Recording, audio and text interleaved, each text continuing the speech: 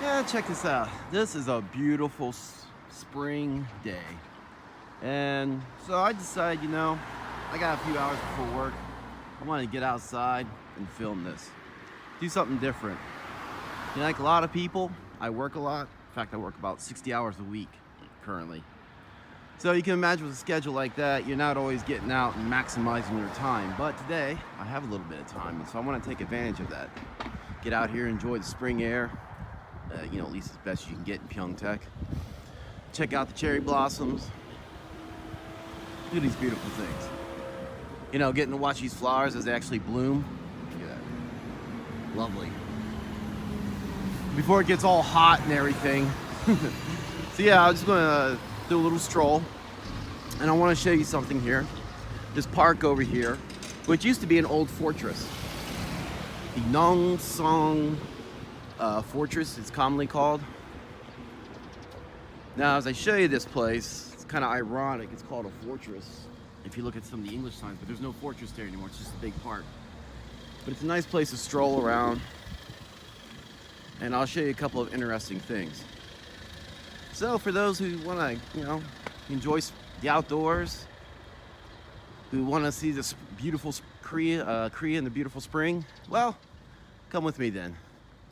And let's take a little walk around the park. All right, here we are at the entrance. Got all the rules here. No camping, in case you didn't know. You can't park your car here. You can't pick the flowers. You can't do this. You can't do that. There's a lot of things you can't do. Apparently, no dog pooping either. It's all right. Shimin, Modu, blah, blah, blah. Oh yeah, something else to keep in mind for anybody coming to the area. Korea's got a new law.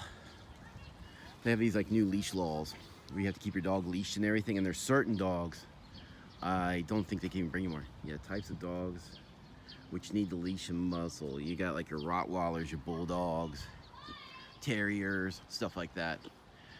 And apparently what happened was, if I remember this correctly from reading the Korea Times, last year you had a celebrity with their dog. Celebrity's dog attacked the person. This caused one of those social media internet outrage things that prompted the government to do something about it. And so the government did something about it over a handful of incidents. Kind of like America and other places.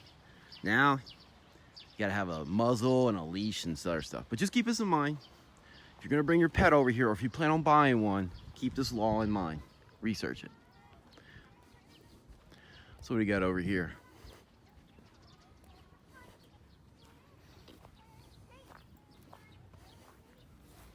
Now, what is this? Let's find out. See if we can get something here. If I got this correct, I could be wrong on here. I think this is telling you the exact position on the Earth. Let me see this again. I never really paid attention to this before. 117 damage. Yeah, I think this is the equivalent of a GPS. Telling your longitude, latitude. Cho is seconds. Boon is minutes. So I'm thinking it's the latitude, longitude. That's kind of cool. But check this out. You got your basically a pine tree here. Now what a lot of people don't know is these little buds right here, you can take these off and eat them. And remember, the sign says no picking the flowers, so I'm not going to take these off. But they are actually very tasty. Yeah, you might want to take off these little shavings on the top here. Let's get a good look at that.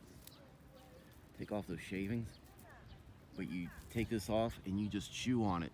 And inside here is vitamin C, right? As now that we got springtime, the vitamins are pushing up through here and making their way back out here, so you're gonna get more nutrition. And it's a natural breath mint. It has peppermint, a minty taste. I would recommend, I know people are gonna think you're crazy if you do it, but seriously, give it a try. Whether you're here in Korea or anywhere else that has pine trees and stuff, just give it a try. I actually love doing it. These are really good. All right, let's go see what else we got around here.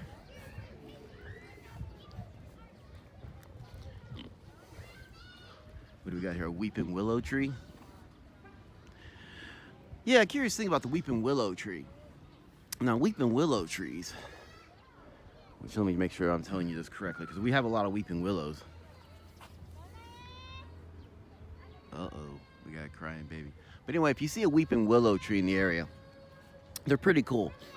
They're a natural source of aspirin, and I can't even pronounce the big word for it.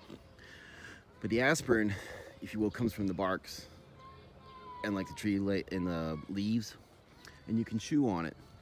And they're easy to identify because it looks like it's weeping. And I'm going to say, based on everything I've studied and seen, they're by a water source. If you see one, like see right here, you got a water source. You're going to find them near water sources. And keep in mind, when you live in an urban environment, that it could be, you know, your water source could be covered up. Like this might be covered up, but the water will be underground. But yeah, you should see willow trees and stuff near water sources. Pretty cool, man. Back when I lived in Yeongyang, which is Gyeongsang-bukdo, I used to go hiking and camping a lot. And I would explore and study this stuff and test it out, actually. Let's go see what else we got. Feature of these parks in Korea, these little exercise machines. You'll see these everywhere. Like if you're like in the mountains, not that I'm pointing at mountains, but pretend there's a mountain range here. Sometimes on the trails, you'll see like these exercise machines. They're, you know, paid by taxpayers. And so you can go exercise on top of a trail, come to the parks, etc. This one, you're not gonna get a hardcore workout, but you stand on here, twist, and it works your abs. This one's a little faded. Where you sit on here, work your legs. Pretty nice. See something here besides the beautiful farmland. Yeah, Pyeongtaek is noted as being farmland by many Koreans and even the Americans. Like if you lived in Seoul and you come here, you're gonna like die. Because they think it's just all country, even though it's a built up area, it's considered country area. But anyway, that's not what I want to show you. Check this out. It's birchwood. These birchwood trees are really awesome. So back when I lived in Yeongyang, we had a few of these. And and what's really cool about these is, see like the bark here is it's like a natural, how can I describe it? There's an oil inside that's really good for combustion. So if like say like you want to make a fire, you're camping, you put a little of this birchwood on your fire, light it, it's just gonna go. And it's water resistant. Not waterproof, but water resistant. So if you get some sprinkles on this or something, like a light rain, it could still possibly work. It's pretty cool. And so what I would do is like when I would go camping, even here in the, I still go camping sometimes by the river, which is way over there. But nonetheless, I've had to cut back on use of birchwood because I didn't have a source until I discovered this about, what, a year or so ago. So now if I want to do that, I can come, well, I guess you sort of can and can't. You got a source here, but you can't take it. And I think these are imported. I haven't seen a lot of birchwood around here, but nonetheless, the point is, for those who love the outdoors and like their science and stuff, this is a natural combustible material. And there's also, if I remember correctly, the sap can be used. People like to drink the sap because you can tap the tree, drink the sap, and it has medicinal uses too. I've never used it for medicinal. I just use it for the, you know, burning off the bark. But very good tree, one of my favorites.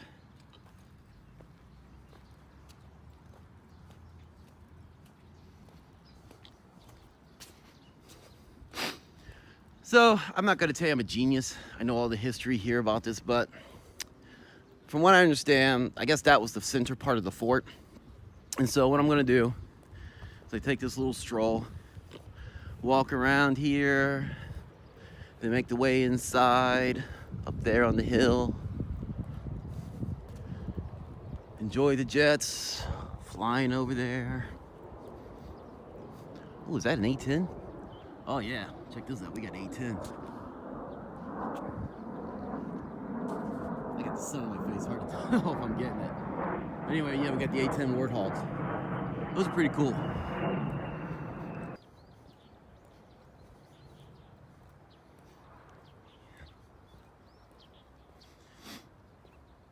I think give 10 to 20 years, you might have all this farmland here just gone. There's such a push for development here. You know, besides Camp Humphreys and all the soldiers here, we have Samsung moving their what is it? Not circuits, chips, semiconductor factory. Yeah, they have a semiconductor factory that moved in the area. You can't see it from this position because it's all blocked. But at nighttime, get out by the road, you can see all the factory lights and everything. It's still under construction. It's huge, huge place. I think LG's moving in the general area too. You're also having like, I want to say, I could be wrong on this, Kia. I think it's also moving their headquarters down here because Seoul is just getting too expensive. So they're looking for cheaper places to go to. And so Pyeongtaek is an industrialized area that's underpopulated by Korean standards. Or I shouldn't say underpopulated, it's got room to grow. That's a better way of putting it. It's close to Seoul, it's got the ports, the harbors, and it has room to grow. So go up the steps here.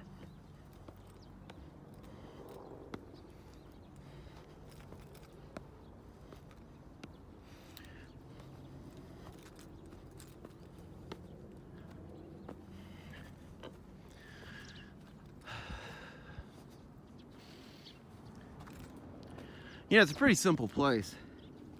You just go here, walk around, right? Or let's step back. Let's go up here. Let's get a good view of the place. A command view of the area.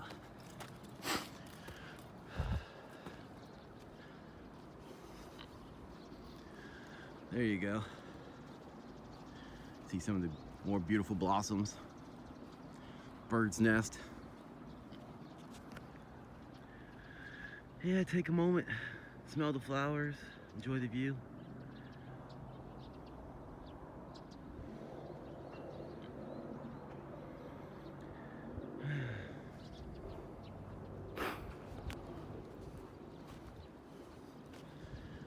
Not a bad, not a bad way to spend a lazy hour. Come here with your family. My daughter likes coming here a lot, so we'll take her here, go play. Oh yeah, check it out, was that magpie, I think? Oh, that bird ducked behind the bushes. So there's the exit, if you will. You can go down there, take the path and down. But oh yeah, take a little view of this. See, kind of nice. Fenced off area, your bushes, your plants. But I found something interesting I want to show you. So what I'm gonna do, I'm gonna come off the mountainside here, right? We're gonna come off the mountain. Gonna go down. And I'm gonna talk a little bit about those two things right there. So stand by a second. We're here. Yeah, this is the Korean style gazebo, and I'll put the translation for it in the video later so you can see it. But this is what I'm talking about. See how you got your steps?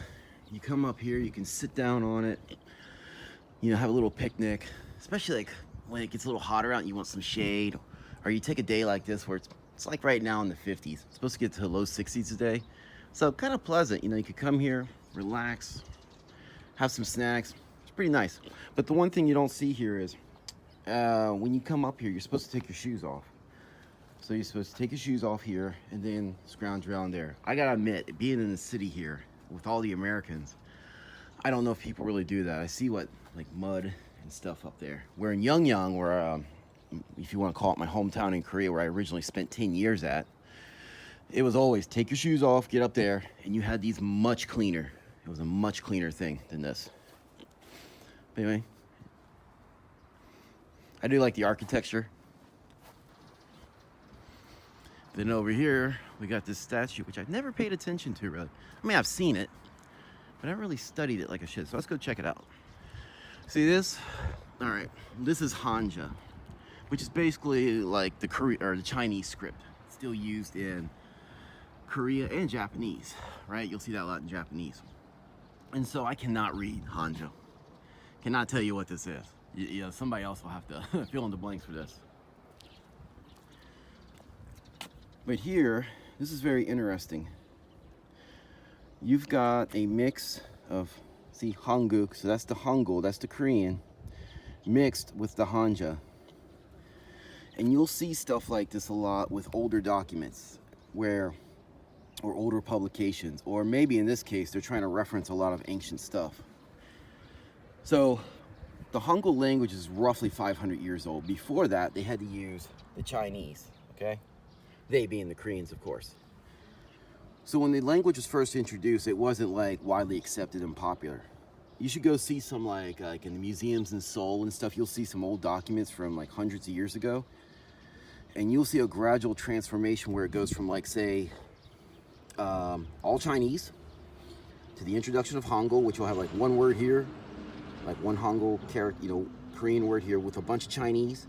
Then just gradually you'll see more and more Hangul replace the Chinese over time, to where nowadays in 2019, most of the published documents you will see in Korea or TV shows, 99% is going to be in Hangul. The 1% is left over for like government. The government still uses a lot of the old Chinese for some reason. You might see some ancient terms or terminology and they'll still put it in the Hanja. But for the most part, you're going to see this and this, all the Korean. But let me get back to the pictures. Very Confucius style. There you go. Sorry, I got the sun on my face, so that's not a great picture.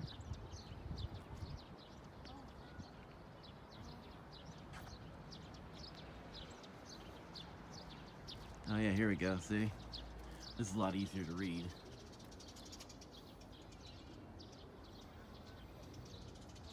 See what I'm talking about? Other than that, you've got like all mostly Hangul, right? Yuja, 1998, 513, probably when this was made.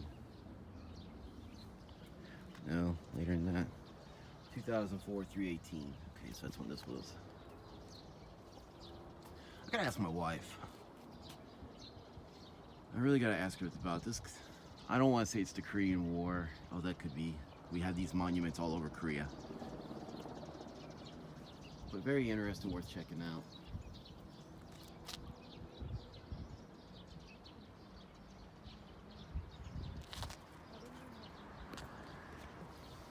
Oh, wait a minute, what's this?